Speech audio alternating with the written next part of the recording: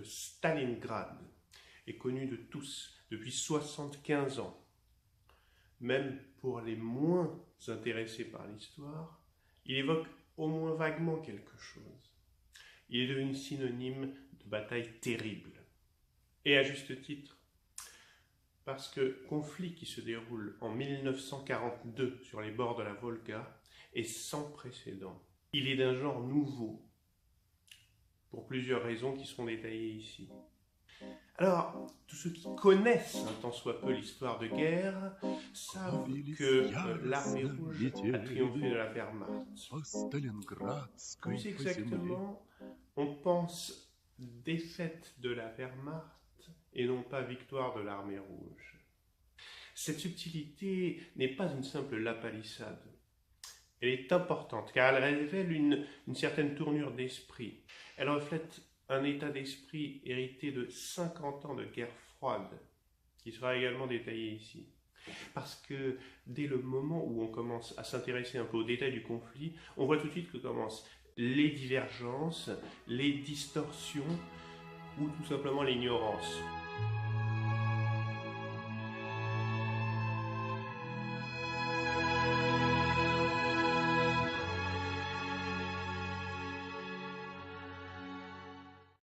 Pourquoi donc l'Allemagne a perdu cette bataille et pourquoi l'armée rouge l'a-t-elle gagnée? Que sait-on des circonstances exactes de cette lutte sans merci?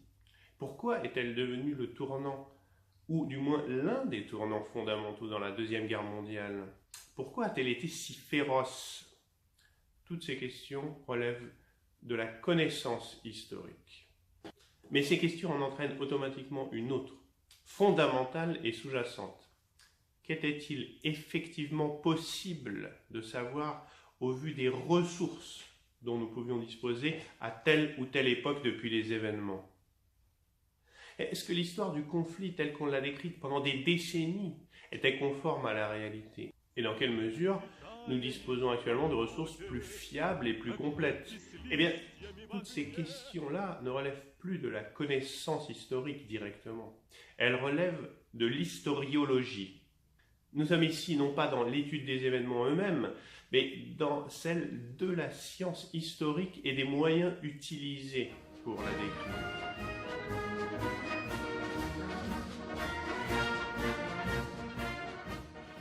Alors, nous allons voir pourquoi les historiens actuels sont incontestablement mieux armés pour l'étude du conflit germano-soviétique que leurs prédécesseurs, notamment du fait de l'ouverture des archives russes longtemps restées secrètes. Alors, ces archives représentent une véritable mine d'or pour les historiens et chercheurs. Elles constituent les ressources les plus primaires dans l'échelle de la documentation, c'est-à-dire celles à partir desquelles toutes les autres connaissances découlent et tous les autres écrits découlent. Alors, en quoi consistent ces archives? Eh bien, ce sont des documents rédigés pendant les événements, typiquement des rapports, des ordres émanant de différents niveaux d'unités militaires, régiments, brigades, divisions, armées. Pendant 50 ans, seules des personnalités triées sur le volet pouvaient y accéder, et encore pas dans leur intégralité.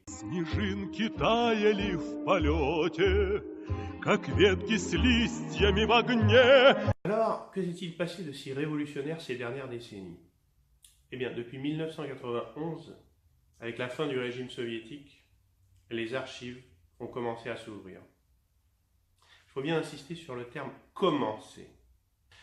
Il ne s'agit pas du tout d'une ouverture complète et sans réserve, mais plutôt d'une diffusion au compte-gouttes. En gros, tous les 10 ans, à la date anniversaire de la guerre depuis la fin du régime soviétique, donc 1995, 2005, 2015, eh bien, de nouveaux fonds sont rendus publics. Et cette révolution a été complétée par une autre, celle du numérique. Des millions de documents papier ont été numérisés. Ce qui fait qu'aujourd'hui, les historiens disposent d'une véritable avalanche d'informations.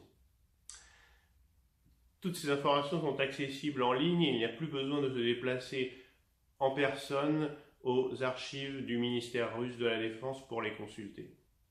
Alors maintenant que tous ces documents sont disponibles, qu'est-ce qui a changé dans notre compréhension du conflit? qu'est-ce que nous savons de nouveau? Qu'est-ce que nous pensions savoir et qui se révèle erroné? Quelle est la part de nos connaissances actuelles qui se trouve confirmée dans son exactitude à la lumière des dernières données disponibles? Et quelle est la part qui doit rejoindre la catégorie des mythes et légendes? C'est tout l'objet de cette introduction à l'histoire de la bataille de Stalingrad.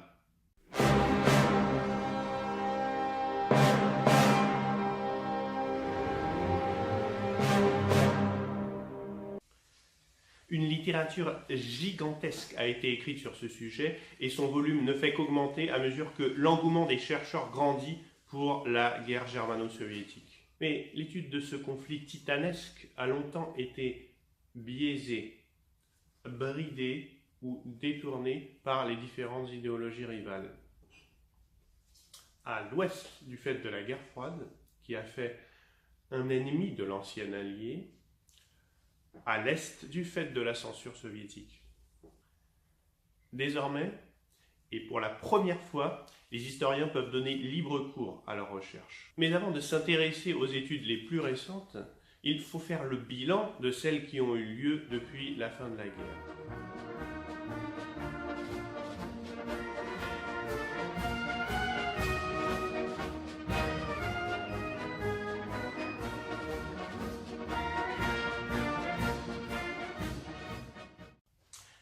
Afin de correctement comprendre l'évolution de notre connaissance du conflit, il faut faire le tri dans les très nombreuses versions du récit des événements publiées à l'Est comme à l'Ouest. On se rendra compte que malgré les milliers de pages écrites à ce sujet, la réalité est encore loin d'être complètement dévoilée, et cela malgré les évolutions récentes et la fameuse ouverture de ces archives.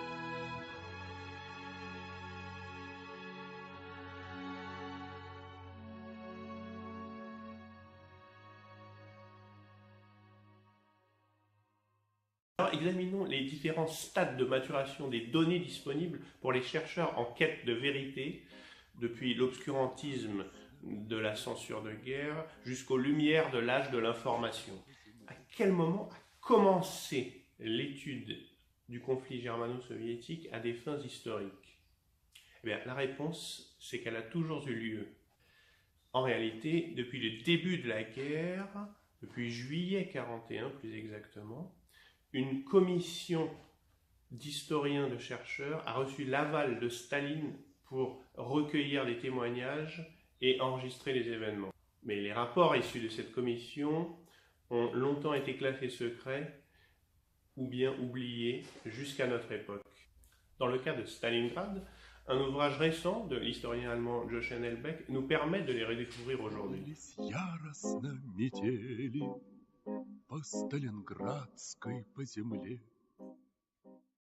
Au sortir de la guerre, la littérature a, comme on l'a dit, a été biaisée par les idéologies rivales et le conflit Est-Ouest de la guerre froide. À l'Ouest, cette littérature a pour l'essentiel pris sa source dans les mémoires des anciens généraux de la Wehrmacht. Ceux-ci ont été forcément tentés de réécrire l'histoire en leur faveur et de trouver toutes sortes de justifications à la défaite de l'Allemagne. Ils ont effectivement réussi à corrompre l'image du conflit germano-soviétique auprès du public occidental, y compris en France, en dévalorisant systématiquement l'exploit incroyable de l'URSS, en dénigrant l'héroïsme de ses citoyens et de son armée, en usant de prétextes, en rejetant la responsabilité des défaites allemandes sur les seules erreurs de Hitler ou bien sur les intempéries, avec les soi-disant généraux boue et général hiver, épouvantail bien commode. À l'Est, la propagande soviétique a également dénaturé les faits en augmentant le rôle joué par le Parti communiste et Staline dans la conduite de la guerre, en modifiant les chiffres, etc.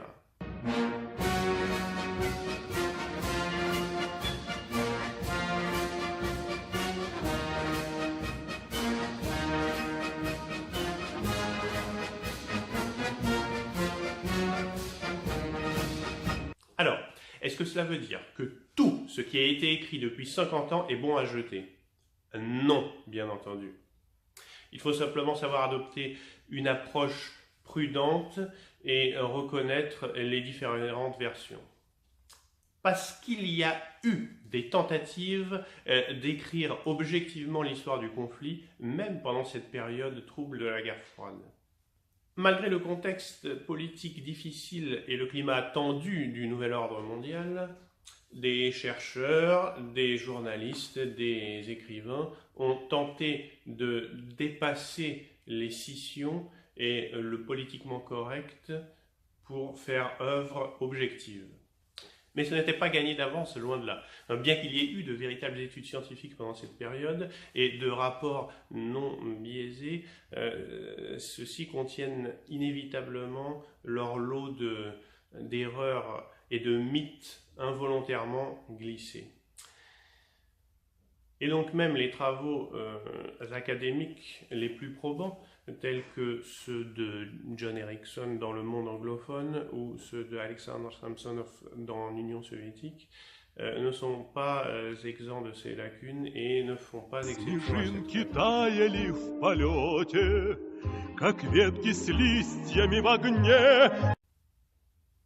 Alors comme on l'a vu, depuis la fin de l'URSS, il est devenu possible d'accéder aux documents d'archives. Et même si certaines données demeurent encore inaccessibles et que les fonds d'archives ne sont diffusés que très progressivement, il n'en demeure pas moins qu'il est enfin et pour la première fois possible d'envisager une étude complète et objective de tout le conflit germano-soviétique.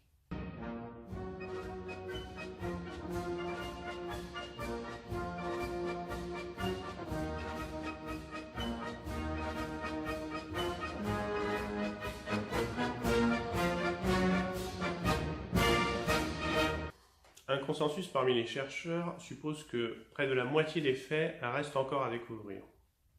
Pour le directeur du musée de la bataille dans l'actuel Volgograd, nous ne connaissons que 2/3 de ce qui s'est passé à Stalingrad et nul ne pourra jamais retracer le cours exact de certains événements. Alors en faisant bon usage des archives, on peut s'en approcher. Mais la route est encore longue pour y arriver.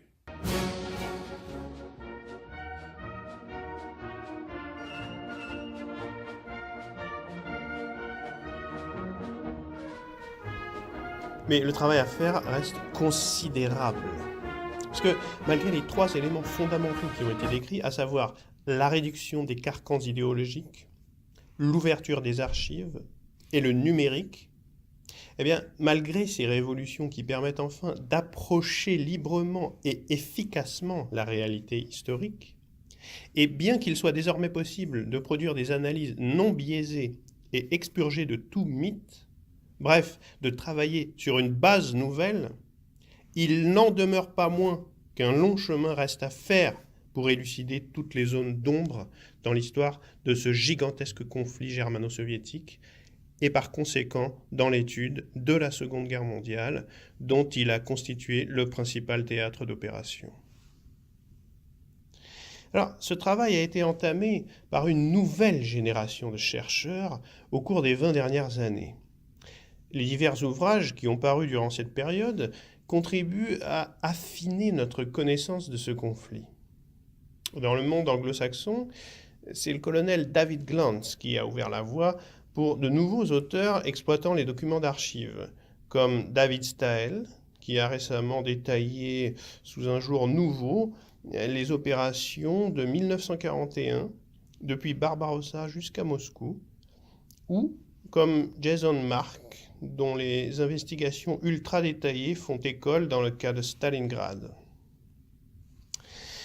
Dans la Russie post-soviétique, les généraux Grigori Krivochev et Vitaly Gélin ont initié la recherche sur la base de nouveaux matériaux et ont été suivis par Alexei Issaev, Ilya Moshansky et d'autres, des nouveaux historiens portés par un regain d'intérêt populaire pour la Grande Guerre patriotique, comme les Russes l'appellent.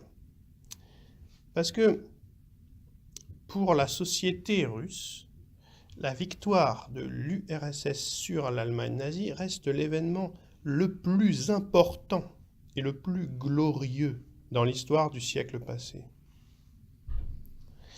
Alors, parallèlement à ces études que l'on pourrait clarifier de classiques, des travaux de popularisation ont permis à faire connaître au grand public les différents aspects de cette guerre qui est restée si longtemps ignorée en Occident. Alors ici, après les excellents comptes rendus publiés il y a déjà des décennies de cela par Alexandre Werth, et qui ont longtemps constitué la matière la plus probante, de plus en plus d'auteurs occidentaux ont participé, souvent avec brio, à l'élaboration d'une fresque d'écrits permettant de visualiser sous un jour nouveau cette période critique de l'histoire mondiale. Nous avons des noms comme Richard Auvry, Geoffrey Roberts, Albert Axel, et en France, Marc Ferraud, Jacques Sapir et plus récemment Jean Lopez, qui représentent certains d'entre eux. Les nombreux récits de vétérans recueillis par Artyom Drabkin en Russie, Max Hastings ou Michael Jones en Grande-Bretagne, Josh Hennelbeck en Allemagne, par exemple, ajoutent une dimension non négligeable aux études précédentes. Enfin, les travaux d'innombrables amateurs d'histoire viennent utilement compléter le tableau général. Ces travaux sont pour la plupart disponibles en ligne.